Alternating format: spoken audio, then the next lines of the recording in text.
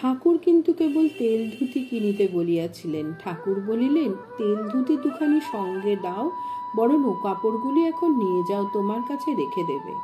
একখানা বরং দিও। মাস্টার, আজ্ঞা, একখানা ফিরিয়ে নিয়ে যাব। শ্রীরামকৃষ্ণ, না হয় এখন থাক, দুইখানি নিয়ে যাও। মাস্টার, যে আজ্ঞা। শ্রীরামকৃষ্ণ, আবার যখন দরকার হবে তখন এনে দেবে। দেখো না, কাল বেনিপাল রামলালের জন্য গাড়িতে খাবার দিতে এসেছিল। আমি বললুম, আমার সঙ্গে কোনো জিনিস দিও না ভাই, সঞ্চয় করবার জো নাই। মাস্টার, আজ্ঞা, হাঁ, তাই আর কি, এ সাদা দুখানা এখন ফিরিয়ে নিয়ে যাব। শ্রীরামকৃষ্ণ সস্নেহে, আমার মনে কিছু একটা হওয়া তোমাদের ভালো না। এ তো আপনার কথা, যখন দরকার হবে তখন বলবো। মাস্টার বিনীতভাবে, আজ্ঞে, যে আজ্ঞা। গাড়ি একটি দোকানের সামনে আসিয়া পড়িল, সেখানে কলকে বিক্রি হইতেছে। শ্রীরামকৃষ্ণ রামচাটুর্যিকে বললেন, রাম, 1 পয়সার কলকে কিনে লও না।